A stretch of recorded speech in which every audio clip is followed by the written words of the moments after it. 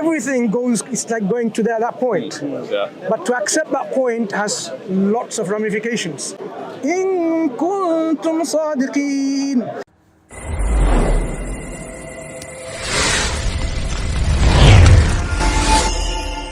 Let me explain. Think of it this way. In this country, if you're conservative, right, both of you are conservative, do you have the same understanding of how it will be implemented? No, absolutely not. So there's no need to look for something that is an impossibility. Okay. What we can do is, can we look at something which is objectively true, that is objectively true, regardless of someone's biases? But where do we derive that objective truth? That's what I'm looking for. I know, but And that's what you have to try. who decides? Who decides what's the objective truth then? That's why the only one who can decide is God, right? Okay. And so the issue is, first of all, the issue is God the existence of God, right? That's the issue here. Do you believe in a God exists? I don't know. I don't know if that exists. It's hard to make that leap because you're submitting a lot of. What stops you from thinking God? I just haven't been convinced really. I just haven't. What is your? I don't think I think I'm. What is stopping? So I can address it because I've been enjoying. Yeah, no, I understand. What is your things that you think? You know, like other things I've been convinced by, whether it's through persuasiveness or emotional. Sometimes it doesn't have to be logical. Sometimes it can just be an emotional thing. And I can't explain why nobody's ever sat down and explained God to me in a way that means, you know, that makes sense. I don't know if you've experienced this before, but you know when you are in a state of complete fear or something that happens, what naturally do you incline to? Yeah, I understand. It's to look to something greater than yourself and like hope to something. And this is something common with all human beings, right? And this has nothing to do with race. This has nothing to do with social construct, anything, right? So in Islam, we believe that is a natural fitra that God has put in there. There's that natural inclination that even if logically you know there's no God, but when complete fear comes to you, you look for God. I mean, Isn't that some kind of sign for you that to question why is that innate in me and innate in every human being? And there's lots of very negative things that are innate in humans as well. You know, just because it's there doesn't mean it's right or Do you call upon Superman at that point when you are really in this kind of... No, and I don't think I'm beyond the idea of in a terrible situation, terminal illness hit me, something terrible happened to me. I don't doubt that God becomes a lot more of an appealing character. Would you explain to us why do people don't call upon all this, you know, Superman, Spider-Man, all this, which like special extraordinary powers, for example, they can help. Why don't they call upon that? They seem to be, as the brother was indicating, they forget all of these things and their heart turns to the creator of everything. I don't know. Why? Are humans... It's hardwired. Is it hardwired? Yeah. It's just the fear of a child. You know, fear of a child, they run to their dad, they look to somebody to protect them. No, but if you're afraid, if you're afraid of something, I'm saying there are many superpowers out there, fictional or otherwise. Right? Because I suppose it's easier to write off Superman as not being real than it is to write off God as not being real. But if somebody, the point is this, if somebody doesn't think God is real, Superman is not real, why are they calling on God rather than Superman? I mean, I don't think I make the point that God is real, I don't know. So you just said something. I really want you to think about what you just said. Yeah. Really think about it. Yeah. So you said superheroes, right? Because of we know innate it's not real, right? But they don't call to them for support, but they do call to God. So innately, you know it's real. I think it's just because it's easier to call something you don't like. There's a question mark about God. There isn't a question mark around Superman. What is the source of the question mark? This is what. Well, I mean, I don't know. I mean, it could be the fact that I grew up in a society where God is talked about a lot, and so there's elements of it in my like. Have a think about it right now. Just I will give it a minute. Like, just have a think about it. There must be a deep down reason. Because I do think humans are divine. Like, I do think there is a divine quality to humans. Definitely. You look at them and they are self-conscious in a way that animals never are. And they are thoughtful and they look forward into the future more so than animals ever do. They have a lot more of a Okay, so are you saying, just to confirm, there are certain qualities in the human being that these two factors cannot explain? Nurture, and nature cannot be explained. So it's naturally infused. So it's not something that can be brought by nature. So something divine. Yeah, I do think there's something. Then where does that divine come from? I don't know. What is the most, so as human beings, what do when we analyze things? We look for the best rational explanation. So honestly, what is the best rational explanation for this? I don't think it's that. I don't think it's that easy though. I don't think it's that easy. Let me explain something. There's something probability, right? So if one thing happens, like for example once, and that's it, the probability, okay, it's coincidence. But if 1, 2, 3, 4, 5, so we've mentioned certain things now, right? First of all, the innate human being, credit to God. We talked about rationally the best explanation, that nothing can come from anything, right? And now we're talking there's special quality of the human being which the physical world right now cannot explain. It's something supernatural. Now, now it's different if it's just like one. Well, it's a big leap. I think it's a leap to go to supernatural, but I understand what you mean. Okay. Let's. Because I don't know. Okay, the thing about mind, language, for example, language can't be explained by evolution for survival. So when you start to put all these three together, so let's talk about these three in totality. What is the best explanation for all these things happening? Logically, the best. I'm not saying that you believe in that, but I'm saying from using your rational thinking, what is the best possible explanation? It's too big to have an answer for it. It's too big. I don't know. It could be Islam, it could be Christianity, anything. No, I'm not talking about. So I'm not talking about religion. I'm not talking about religion. So let's put religion at the side. Religion aside. Because what religion is the premise that there's God, and God wants to communicate with the people. So we're not even talking about that side of it. So for these aspects, what is the best possible explanation for them to happen? Because there's only two. There's either all these things are coincidental and they happen just out of the sky. I mean, it could have. I don't know. But it would be very tragic if that was the case, but it could be. But we established before, something always has to come from something, right? There can't be nothingness. Nothing. 0 plus 0 doesn't equal 0, right? I mean, it doesn't equal 10, right? So what is the best possible explanation? It's too big of an answer. Like, I don't know what the answer is. I'll be honest with you. I'm not saying this thing. I don't think you're doing it on purpose because I've been speaking to you. I think somewhere, I don't know where it is stopping you from looking at it clearly. Because when we were talking about things rationally, about other, it's clear. And then when it gets to this part, to use the same understanding, it's now you're confused. I think it's not a matter of confusion, but I think it's a big step to take to confidently say, oh, it's supernatural, that's what it is. I think I'm a bit too guarded to say that confidently. I think this is an interesting point you made.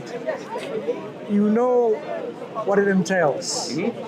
All points to a creator of our cosmos, but to take that into your own worldview is a big step to take because it has consequences. Absolutely. That's what's probably stopping you from making that affirmation. Like, okay, I can understand, I can see everything goes. It's like going to that point. But to accept that point has lots of ramifications.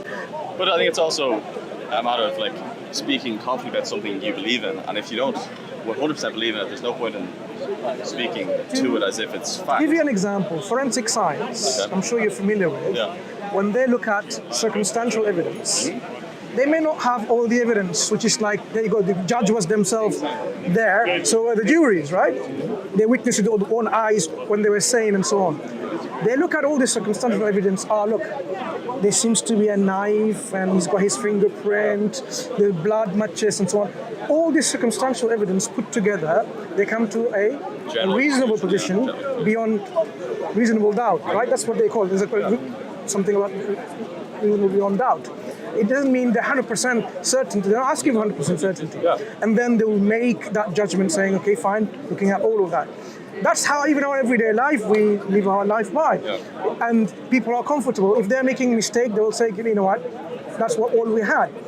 We are saying the circumstantial evidence is so much that it is not circumstantial anymore. It is becoming obvious. For example, the sun, not having looked up now, the sun exists even if you're blind. The sun exists even if you're deaf. The sun exists. I don't have to prove to a blind or a deaf person the sun exists, because it's so obvious that you don't need to have this kind of like, I need to demonstrate to you with the heat and the rays and all these interactions between hydrogen and helium, whatever happens on the sun, for example. The air that you breathe in, do you see it? You don't see it, but you're quite convinced, likewise. You have never, tested the DNA of your mother and father, but you're convinced your mom and your dad is your mom and your dad. So we make these judgments or affirmation in our life every day. Sure. But when it comes to religion, it's understandable, we have to be very cautious. But we are not saying you believe in something which is nonsensical, unreasonable, illogical, incoherent, irrational. We're not saying any of that. In fact, we are giving you all of this, that look, it's something that's reasonable and sensible and logical and rational, intellectual. It makes sense. This is how you would say, yeah, so why am I not accepting it? So when the brother has explained to you about nothingness cannot generate anything, then we are in a big problem. And that problem is something always exists. That something that exists always without a beginning, it inherently possesses certain characteristics. You can't find things without attributes. There is no attributeless things, right? It will have attributes, characteristics, properties. So the thing that always exists will have inherent attributes, but these attributes would not be acquired by somewhere else, because there is no somewhere else. This entity always existed. So if that existed, life is part of the inherent attribute of that thing. Has life. What else? What else? Does it have power? Energy? Because without power and energy, how can we be here? The transformation that happened is due to energy and power. So it's the possessor of power and energy. How did it happen? Just like that, or did it will it? So it shows that this thing, entity, has to be conscious with a will. Because if there's no differentiation to make between, I want this universe to be like this with all these physical constants, the gravitational constants, the Planck's constant, and so on, this is like a conscious decision, a choice that has been involved. So you have an entity that is becoming so personalized, with a will, with knowledge and power and life. So such a thing, an entity, if you think about it, what is it different from when we are saying this is the creator, the sustainer, originator of this universe, who also has other properties? So we are not asking you to believe in something which doesn't make sense, because all of the things that we said about having a will, having power or energy, having life, and also knowledge or wisdom, because without knowledge and wisdom, how does these things come about? I mean, look how much knowledge and wisdom has gone into making that watch. This universe is more complex and more organized in its assembly than this watch. And how can we then say this is not demonstrative of knowledge or wisdom of God, of this entity? Yeah? I think the fact that you can rely, whether air is real or not, or we have all these pre-assumed things like air exists, that's why we're breathing, all of those things. Even if those things weren't true, it's easy to live a life without having to think about it, because it's around us all the time, and we don't have to ascribe to a certain moral value, or we don't have to align ourselves with a certain kind of moral. Can we stop breathing the air? No, we can't. So we can't avoid it. So likewise, how can we stop not acknowledging the creator when it's obvious like that? Because I think it actually is. It's easy enough. You can reject that creator, you can reject the air is there, but you're consuming the air. You're consuming all that is provided by this entity, which brought into existence. So you're already in debt. The air that you breathe, the water that you drink, all of that is provided by this entity. So if you think about it, all your life and the continuation of your life, you are in debt to that originator. If you are in debt to someone, you either say, I'm thankful, I'm grateful, or you become an arrogant, stubborn individual saying, I don't have to. But a natural response would be, this is the natural human being, and I'm sure you are a human being capable of understanding all of these good virtues. Someone who's done something good to you, you'll be thankful. So how are we showing our thanks and our gratitude to this originator who gave us all of this, including our own life? Can't that just be by being a good person? Can't that just be by being a good person and not having to worry about dogma and religion and structure? So you agree we need to show some appreciation? To whatever it is. Right. So question now is, how do we show our appreciation? The way it is appreciated, or I think this is the way it's going to be appreciated. Imagine I want to show some love to this brother, and what do? I just punch him in his face. He said, because look, I'm a sportsman, right? And this is, I showed you one of my moves. You should be appreciating it. That's why I'm showing my love. And so he's not going to probably appreciate. I'll just give you a mundane example. So if we want to appreciate our originator, we should at least know how to show our appreciation. And the only way you can do that is when you know how our creator accepts our appreciation. What is acceptable, what is not. This is where all of these prophets and messengers comes in, who are appointed for this specific purpose. They become a spokesperson of this originator, who will tell us about this originator and tell us why we're here, what we have to do, and what's happening to us as we do things. Because we cannot speculate our own self and come to this conclusion, like you said, it's, how are you going to be sure and certain about it? By speculating about our originator. Prophets and messengers, they come with proof and evidence. We believe it is something that is in our Quran that... But it is a belief. When I say my belief, you'll see my belief is actually, which is containing knowledge, that the creator, originator has sent prophets and messengers to all nations, honest all nations, because he's just. Otherwise, you will say, he is punishing someone without telling them what to do, what is required of them or not. So he says, in fact, the creator, originator, in fact says, he does not punish a nation until he sends them a warning, telling them what they're supposed to do and they're supposed to avoid. And he has sent to all prophets, all nations, a warning. So equating this together, now we realize why the belief in a deity or supernatural being who deserves our gratitude and reverence is so common all around the world. All around the world. Even if you go to, say, in an Amazonian jungle and you meet some people who never had any contact with the civilization, you will see they have some kind of belief about supernatural. Go anywhere. That's what they did to Australia. That's what they did. They found out. That's what they did to Native Indian Americans when they went there and discovered, how their belief system is, how their culture is. So the reason why it's so universal is because this message was universally given. Because God, our creator, our originator. When I say God, it's a term to refer to someone who is worthy of all our complete gratitude, full submission, full reverence. I can show appreciation to my parents, but the one who created me deserves more of gratitude and thanks than my parents. So that's what I mean by someone who is a God, a being who is given worship. This worship is all of your, humility, submission, your surrender, your love, your praise, your gratitude to the one who deserves it. No one else deserves worship, only the one who originated everything. So it's so common everywhere that our Creator has instilled within us so that we don't have an excuse in the day of judgment, because there's a day of judgment. Does it make sense, someone who creates all this intricate, beautiful, organized assembly for no reason? Someone creates your watch, makes your watch, manufactures the watch, and actually it's no purpose at all. It's just simply there. You'd say, it makes no sense. It has some functionality, time, alarm, maybe a light, maybe a calendar, lots of different things, right? So you can see the purpose behind an organized, complex assembly.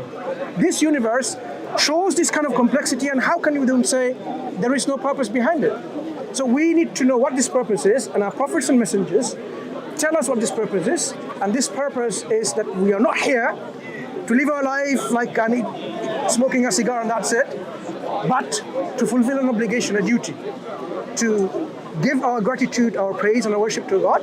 If we do that, then there will be a life next, a next life, we call the hereafter, in which there is everlasting life with no end, where there is pleasure, where there is joy and tranquility and bliss.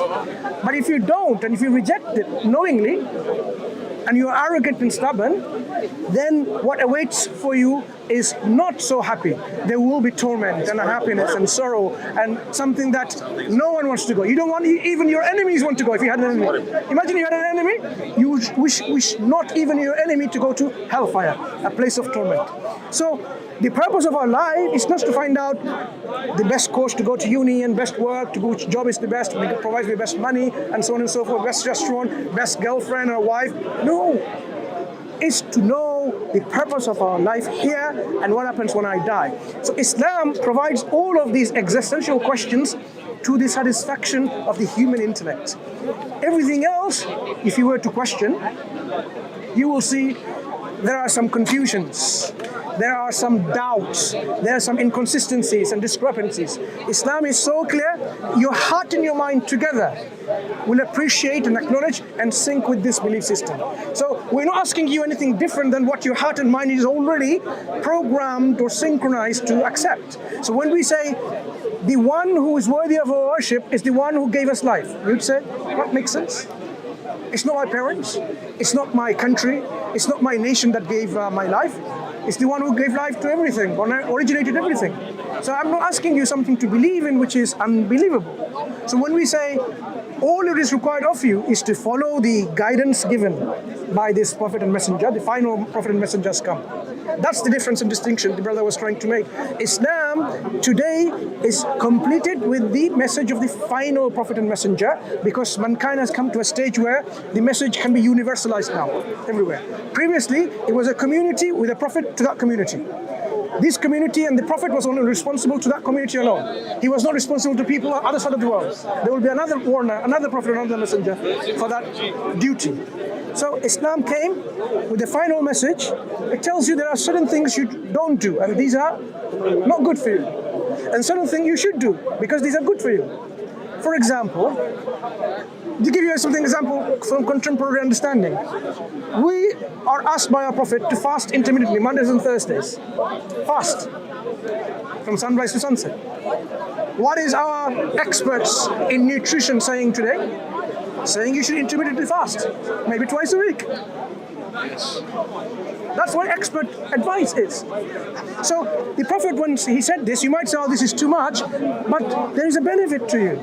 The benefit people may not have understood in its full sense then, but we appreciate more and more now. So when the Quran says, for example, don't drink alcohol, don't eat dead meat, don't consume blood, don't eat pork, don't eat things that have been strangled by animals with claws and so on, you will see within each one of them, there is some harm being avoided by not consuming these kind of things. When the Quran or the Prophet or Islam says, for example, when you pray, you make ablution.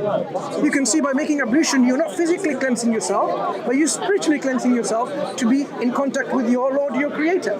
So the do's and don'ts is not something like for someone else's benefit.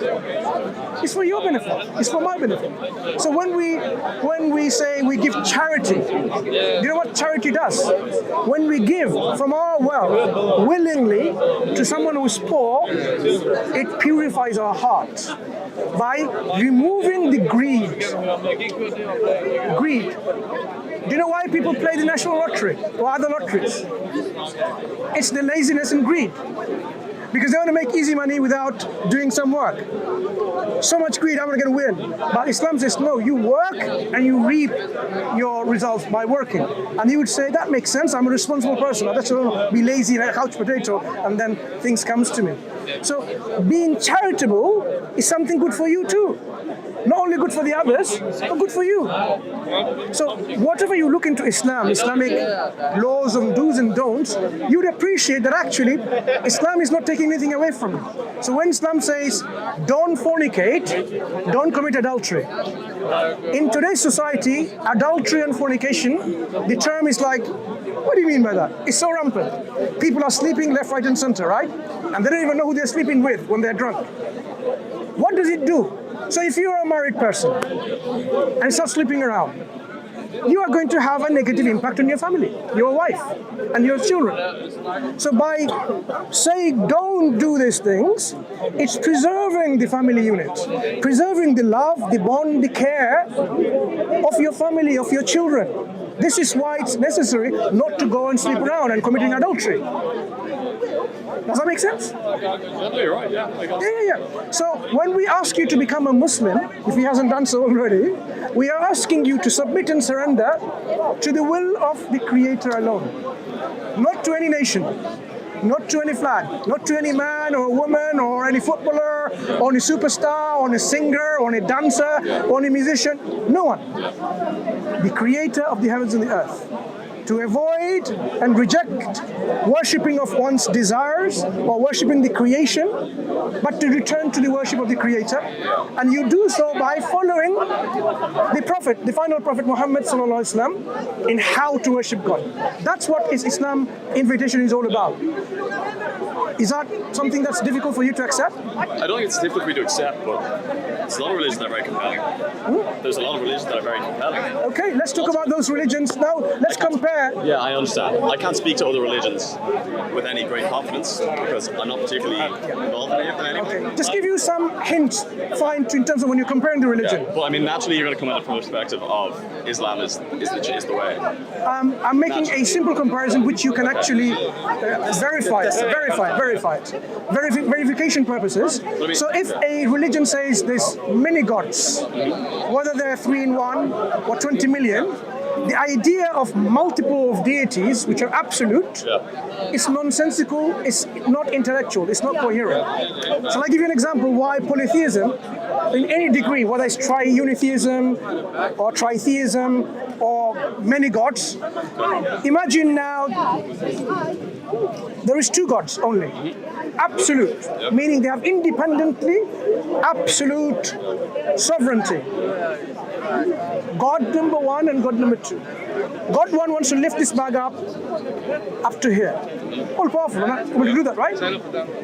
God number 2 wants to lift this bag up to here at the same time. All powerful, able to do that. Where's the bag going to go? I've generated a conflict of will. Where is the bag going to go? Do you find that can be said for 2 imams or 2 leaders in the... That's why we don't have 2 imams in our country. In an Islamic political entity, there is only 1 ruler. Because that model works best. If you have 2 prime ministers, God save you. You will find. Yep. And so you don't find that there's discrepancies across Islam in the way that it's preached? In Islam, we have 1 Amirul Mu'mineen, 1 ruler who's supposed to. Currently, all these nation states have been created when they dismantle the Uthmani Khalifa, the last stronghold which was in Turkey in 1924. All of these are instilled by the regimes of like the Britain and France and others.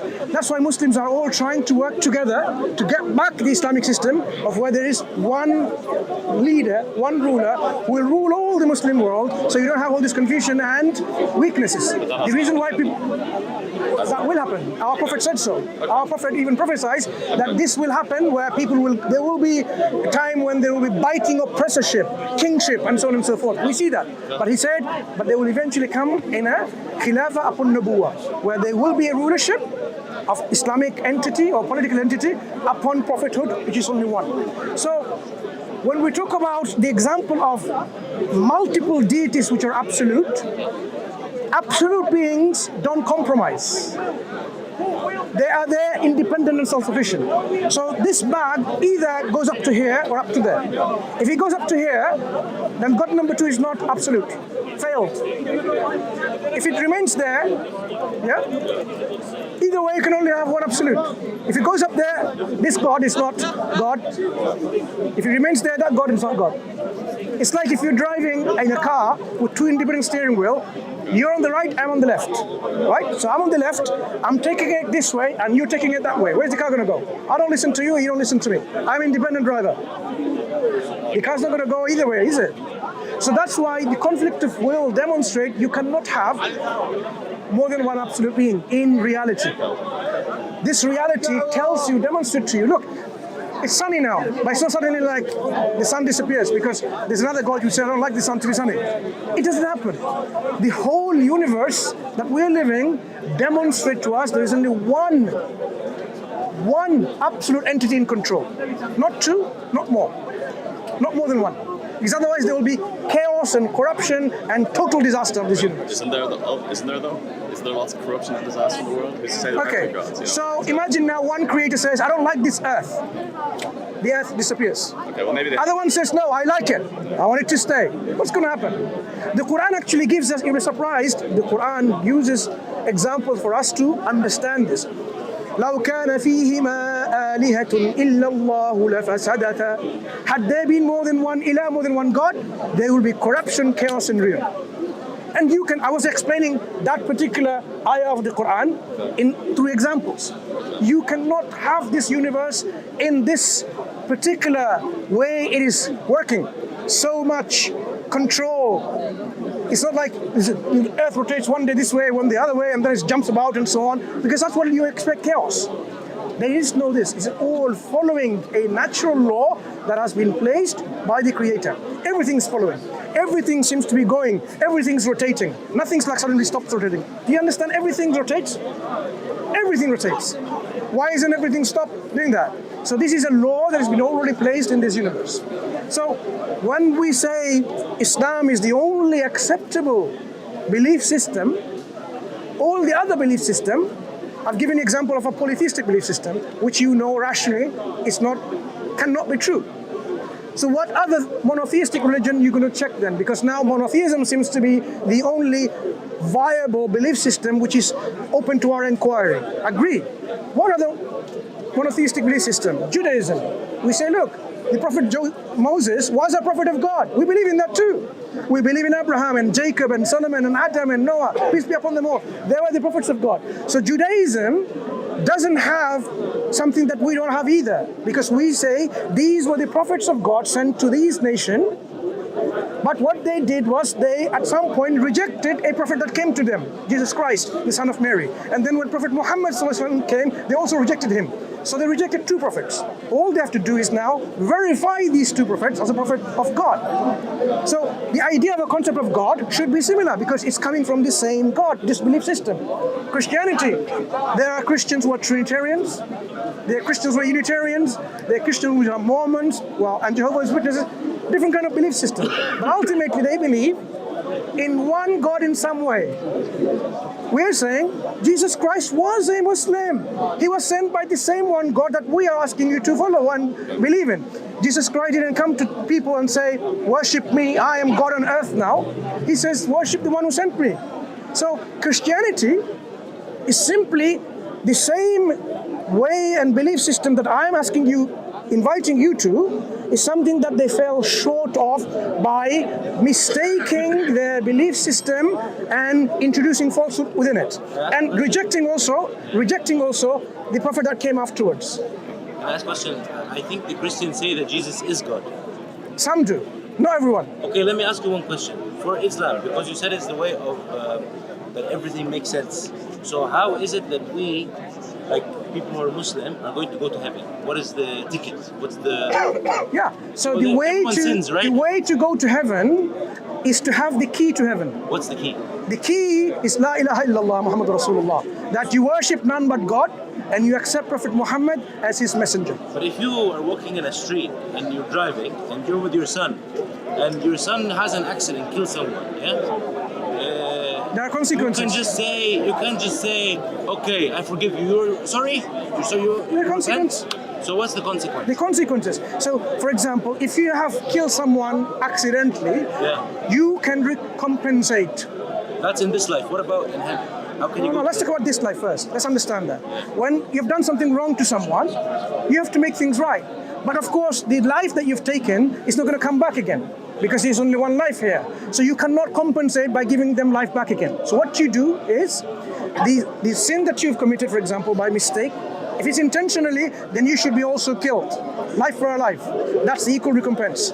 But if you make accidental a mistaken killing of someone. There's a difference between murder and manslaughter. Yep. So you try to compensate.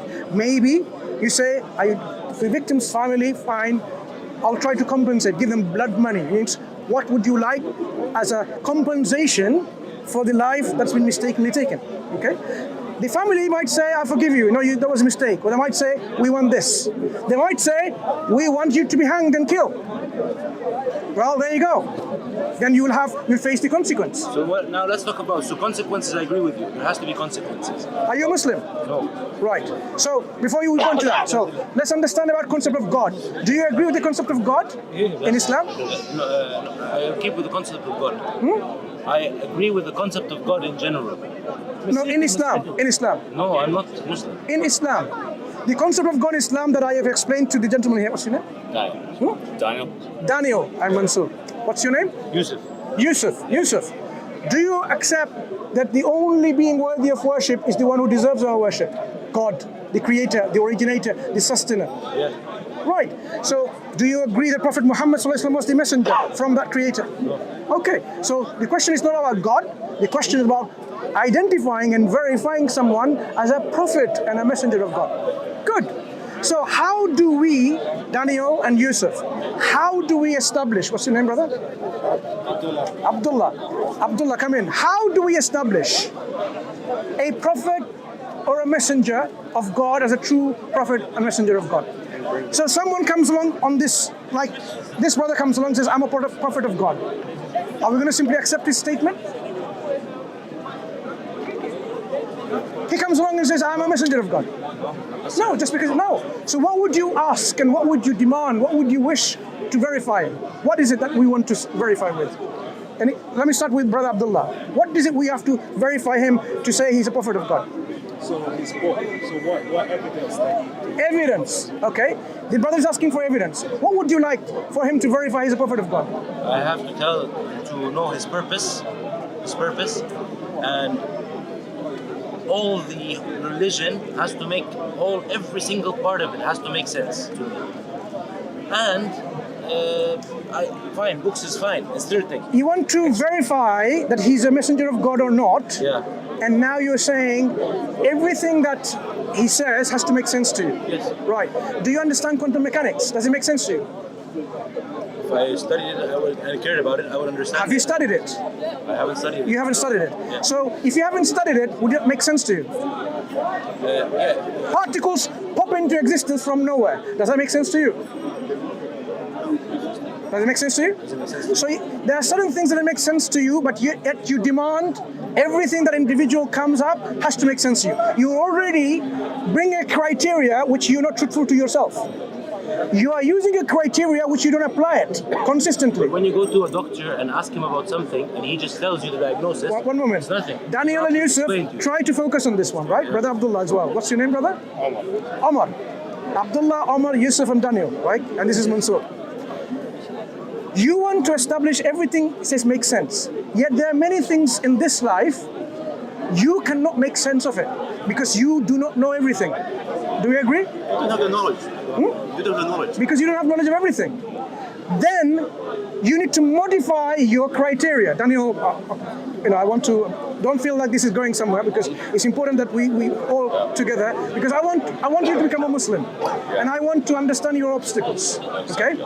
Because we say, the reason I said that, I'll go on a slight tangent. The reason why we say that, Brother Abdullah was speaking to you from his warm heart because he wants good for you. Absolutely. Not that it's going to benefit him for some reason and that's it. Even if there was no benefit, he would still want good for you because the consequences of not worshipping our Creator, not fulfilling our purpose is so high that, as I said, even you would not want your enemies, if you had one, to go to hellfire. That's how bad the consequence is.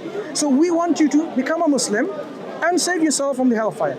So we're trying to learn from you, and of course the gentleman Yusuf comes along trying to understand, how this is all making sense, the truth of Islam. So the Prophet to identify, it's not everything that says, everything that you are capable of understanding should make sense. Do you agree so far?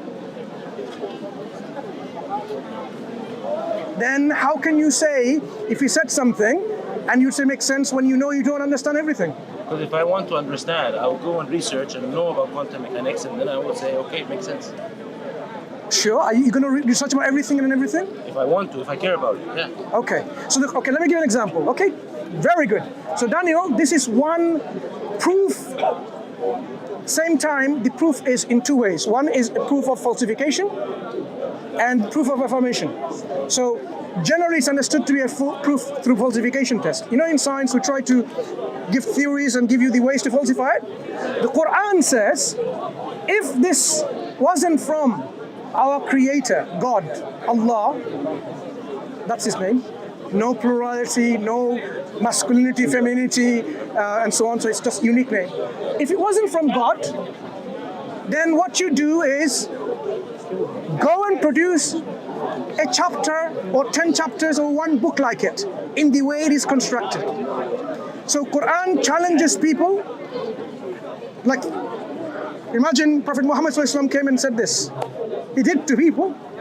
This is the Quran which says, if you're in doubt, وَإِن كُنتُمْ فِي رَيْبٍ مِّمَّا نَزَّلْنَا عَلَىٰ عَبْدِنَا فَأْتُوا بِسُورَةٍ مِّن مِّثْلِهِ وَادْعُوا شُهَدَاءَكُم مِّن دُونِ اللَّهِ إِن كُنتُمْ صَادِقِينَ. If you are in doubt as to what God has revealed to his servant Prophet Muhammad ﷺ, then produce a surah, a chapter, a unit of the Quran, I call a surah, like it if you're doubtful about it. But if you can't do it yourself, then seek helpers and supporters besides God to do this job for you. And then it continues that you will never be able to do that. So you're saying if you can find a book like the Quran? No. What are you saying? It says if you are in doubt that the Quran is not from God, this is how you can falsify it, by imitating one of its chapters, any one of its chapters. If you want to do 10 chapters, go ahead. If you want to do whole book, go ahead. Because different time, different challenges were made. So the least of them, the easiest, I suppose, is to produce one chapter like it, one surah like it. So this is what the Quran tells you, how you can verify him to be a prophet because it's unimitable, and how you can falsify the Quran if it was imitable. So then go ahead, go and study the science of, when I say science, the literature, the art of Quranic composition, and how the composition of the Quran is so inimitable that no human being, no jinns, the Quran actually challenges both. Jinn is another entities of rational faculty where they can understand between right and wrong. They do wrongs and rights, right? It challenges both.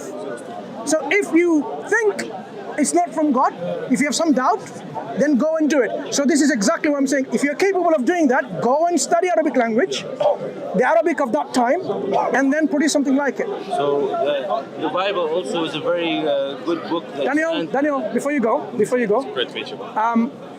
Please read the Quran. I will. Study the life of the Prophet Muhammad sallallahu alaihi wasallam. Very much. There you go. Quran comes immediately after you. And next time we come here, if you are coming here, Absolutely. we can continue the discussion, right? Absolutely. Nice one. Is there any question before you go? No, perfect. Did it make sense what I said? Yeah, no, Any it makes clarification sense. needed? No, it makes sense. You take care, Daniel. Absolutely. Okay? Take it then. Yusuf. So what's the Bible, for example, is also a very good book. There's nothing wrong. Does the Bible say produce something, book like it to make it false? No, but I think that the Bible is a very good book. It's not about being something very nice and very. It's about providing a falsification test in which you can verify or falsify something. I can verify that the Bible is true. It's one of the most common. It's one of the most. Can you provide a falsification test for the Bible that I can? If I apply that test, I can be sure it's from God or not from God. What does a falsification test mean? It's a test in which you can, for example, you say, for example, look, I am the best, the speediest athlete, yeah, someone who runs. I can say, okay, let's organize a test of running. If you fail and you become 15th and someone else were faster than you, then I falsified your claim that you are the speediest athlete, right? So that's a falsification test. So if the Bible claims to be a book of God, what sort of falsification test does it provide that if we then were to apply it, we can say, okay, it's still applicable, so it seems like still it's worthy of calling from God. Or if I were to now falsify it, then I know it's not from God. So every single thing that is written in the Old Testament, hundreds of years before God, is fulfilled in the New Testament when God came. About God. Fulfilled. Yeah. So let's say you have more than a prophecy. Prophecies. A prophecy from the Old Testament. In the New Testament. Even Jesus was So okay, so you're talking about the Bible can be true. So if we find one prophecy which is false, the Bible is falsified. Yes. Okay, Jesus tells his disciples, to his people, that this generation will not pass, you will see the Son of Man coming in the clouds of heaven. Something like that. Did he come back within his generation? No, he did not. False prophecy, Bible is false. Very simple. Sorry, say that again? I didn't get it. Jesus Christ is reported to have prophesied that his generation will not pass until they see the Son of Man coming back. Are you sure that's the context of what you're saying? You tell me the context. Go ahead. I'm actually no. make it clean. If you disagree, I'm not saying I'm no. I am asking you something. Look, I can bring someone that's well more knowledgeable then bring it then. Bring it. I am saying I do understand the context. If you disagree with what the context is, I'm willing. That, right? I'm willing to listen. Okay, go ahead. I'll go get someone that. Why don't you do that now? I'm not saying. I'm not saying. Okay, that I'm fine. aware. So now, because you don't know, so now I've given you something to ponder that there's a false prophecy. I think the generation is not meant about this generation, the people around me. I think it's humanity will not pass. He says this generation. Well, he says You can't twist language and play your semantics. no, you can, because the language that's written here is English. And No, not it English, in wasn't Greek. written- In Greek. Yeah, but it wasn't written in English. The New Testament, which is in Greek, if it says about this generation, then you know it's this generation. I can tell you lots of things. There's also in the Bible it says, and he got married to her, and then he knew her. Knew her. No, we're not talking about knowledge, because knowledge can mean different things. I'm talking specifically about this and generation. I know what this generation means. No, this Okay, if I said this group, do you mean the group that is going to come 20 years later? But he didn't say this group. He said this generation. So this generation is understood to. Generation. What defines a generation? Like some people say millennials are like between like this year and that year. He identified them, the people, the generation. For example, if I say this generation, you don't mean. Look. Let's read it. Try to bring it. If I say this generation, you're not going to bring a generation 1 million years later, because you think, oh, in my understanding, this generation means your offspring 1 million years later. That will be really going too off in your language usage. When we say this, we mean this. I think it's very difficult to take one verse out of context. It's not one verse out of context. But I can it's ask you the same giving question. you a prophecy which is false. I can ask you another question. Go ahead. What is the ticket to entry to heaven in Islam? I told you.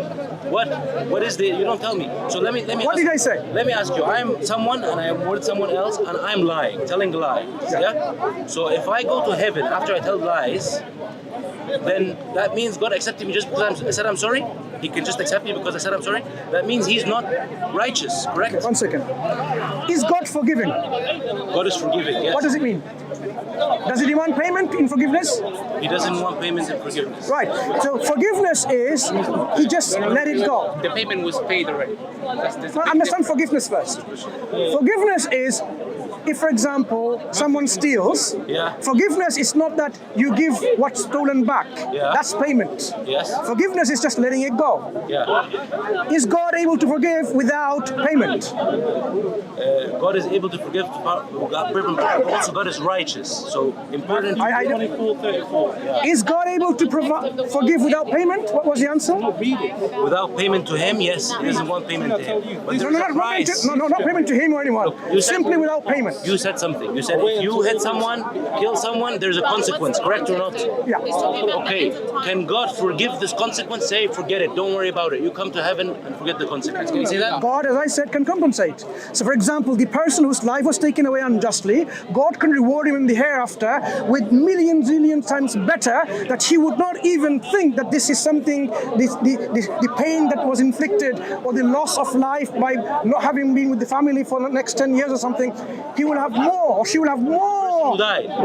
No, in heaven. Which Will have- person? The person who killed? Or the person who died? The victim. The victim will be compensated. Okay, the victim will be compensated. Compensated. But if So now- God accepts you after about you've the done person the who wrong committed thing, this and the the wrong person who thing? committed, I'm saying the person who is guilty can be forgiven if they sincerely repent, yeah? or if God doesn't forgive them, Then God is not righteous. wait, Then wait, God is not Does that? wait. God, when someone commits a sin, when God forgives them by saying, that's it, is God being unrighteous? Yes. If he does that without. So he's not forgiving. He's forgiving and righteous. forgiving. No, he's not forgiving. Forgiveness is simply letting it go. Is God Without- righteous? Is God righteous? No, 1 second, one at a time. Let's understand forgiveness, because I think you were a Christian. Good, I knew that. Christianity don't believe in true forgiveness, and I will demonstrate that right now, God willing. They don't believe in true forgiveness. We will establish probably that. understand True forgiveness is when you've done something wrong, right? Committed a sin or a mistake or something wrong. You've harmed someone, do something wrong. Is simply letting it go without asking for a compensation or some kind of what is it called, payment and so on and so forth. Simply saying no. For example, imagine now I hit this brother, and he says, "I forgive you." Now he's not saying the only way he can forgive me is by punching me back. That would not be forgiveness. So, can God forgive better than this brother Omar? If, for example, I commit a mistake against him. What if he said no? I don't. One second. If I commit a mistake, a sin against him, and he says, "I forgive you," without asking anything from me, like he doesn't want saying, "You know what? You have to give me £10. You have to give me this compensation. You have to say sorry," and so on. He simply says, "I forgive you." Can God forgive me better than Omar? But what if he doesn't forgive you? I'm asking you, can God forgive better than Omar? Yeah, he Because can you. forgive you better than Omar. How? How? I'll tell you how. Because he says there is a price to be paid for the sin, but I will carry it for you. So the That's price not is forgiveness. there. That is forgiveness. No. That is forgiveness. So if I, for example, you gave me £1,000 and says, "Give it to me next month." Next month came, I said, I can't give it back. I don't have friends, I don't have banks, nothing. And he said, "Okay, I'll give you another month." I come again, and he realized I would not be able to repay back. And he says, "Well, you know what? I forgive you on the condition that you give me the money back." Is that forgiveness? I don't understand. Tell me this. True forgiveness is not asking me to give the money that I borrowed from him. But why wouldn't you give it? One second. That's him, the person Wait, you're done. let's understand forgiveness. If he demands payment, say, "You know what? But I want money from your friend. I want money from the bank." That's not forgiveness. That's payment. A true forgiveness, which Christianity doesn't have, is when he doesn't demand any payment back. He says, "You know I'm what? talking about him. I'm talking about God. One second." He says, "You know what? I have more than £1,000. I'm a billionaire. I haven't lost anything by this £1,000. It doesn't affect me in any way." So he will simply forego the minute loss. What you think to you is so great, to him is nothing. £1,000 when you have £1 billion is nothing. God, you cannot diminish anything from him. He's so rich in his attributes of everything. Nothing can be diminished by doing something harm against him. You cannot add to God's glory or take anything from him, because he is Al-Ghani. He is rich. He is self-sufficient, as-Samad. So Why did he cast Adam one out of second. heaven- So out of- God in Islam can forgive, of course, without asking any payment, just like Umar. But in Christianity, can he? So why did God in Islam cast Adam out of the heaven? Why didn't you just forgive him? I can answer that, but I want to continue that This is discussion. You're talking to me about a person to person. No. I'm asking you, in Christianity, can God forgive without payment? Yes, he can. How? Without you paying. No. Any payment by anyone. He literally says in Luke chapter Any payment by anyone. Yeah, but there's a way he can do that. No, any payment by anyone. Yeah, he can forgive us. So if you make a mistake, a sin against God, he can simply say, you're forgiven. If you're forgiven by your whole heart, you go, Why? Can he do that? Yes, for a reason. Because he pays the price for it. How can he pay Are we the price? speaking English? Yeah, we're speaking English. We're not speaking English. No, I'll tell you something. I said without anyone paying anything. But then he wouldn't be righteous. still He a wouldn't be righteous. righteous. The question is not about righteous. The question is about forgiveness. What's the thing? You can't just let it off. The question, wait, one minute. The question is about forgiveness, and you are conflating. We have the concept of forgiveness. Wait. Completely different. Is there a difference between forgiveness and mercy and justice? Yeah. There is. So I'm not talking And about righteous. good. I'm not talking about any of that. I'm simply talking about forgiveness. Do you have a forgiveness in Christian concept of God in which God does not require any kind of payment by anyone? I need to ask him something. I need something very important. Yes, in the I maybe kill his son. Someone of his relative. Okay. And he forgives me, no problem. Yeah. But he has the power to forgive and not forgive in his thing. Okay. But I'm saying, if he wants payment for it, yeah. Let's say he wants payment, yeah. Who am I to forgive you for hitting him? Do you know what I mean? Why? Why would I forgive you for hitting him? You haven't sinned against me. Brother, one second. Let's understand this. You haven't done a like. Let's say, for example, you go. I can just kill him and say, "Oh, I'm sorry. I shouldn't have done that." Is that enough to get forgiveness? How does that answer my question? Can God forgive without any payment? Explain. Yes, he can forgive. Explain. He can forgive. Can he forgive without any payment? Yes, he can. forgive everyone he wants. So he doesn't want any payment, In the Old either Testament, him or his son dying on the cross. The Old No, there is a Testament, before price the coming for- of Jesus. A price is a payment. Do you not understand? There is a price. Right. Can he forgive without any price? In the Old Testament, the Jews But he will not be righteous, offer yeah. sacrifices before the coming of Jesus. They used to offer sacrifices for the atonement of their sins. So answer my question now. Can your God, in the concept that you have, forgive without any price? Yes, if he wasn't But if he righteous. does that, he wouldn't be just because there's a price. We're not talking about just, we're It talking about doesn't forgiveness. matter, he can't Yes, just if he- Christians, be I'm unjust. telling you, one thing I've noticed But is this. He can be both. One second. That's why he's One second. I notice when you're talking about potato, you talk about bananas. When I talk about forgiveness, No, that is- you are understand unable. forgiveness in Christianity. One second. I can tell you. The problem is when you talk about something, you talk about something else. So if I say, what is your name? You say, I live in Wales. No, I'm not asking you where you live. You don't understand One forgiveness in second. Christianity. I do understand. What I am asking you is stick to forgiveness. I have given you a concept of forgiveness in Islam, in which he doesn't have to demand any price. Forgiveness. Listen. Finish. No price. God forgives without a price. And this is the case with God us. forgives without price. And who pays the So price? now, If I committed a sin, I do you have a forgiveness better than this without a price?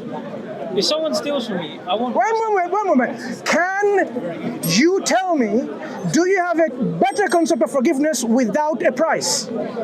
That's not a good forgiveness form. Forgive without a price. That's not Do you know what forgiveness means? I do. What does it mean? It means that I have a right with you, but I leave it. Yeah.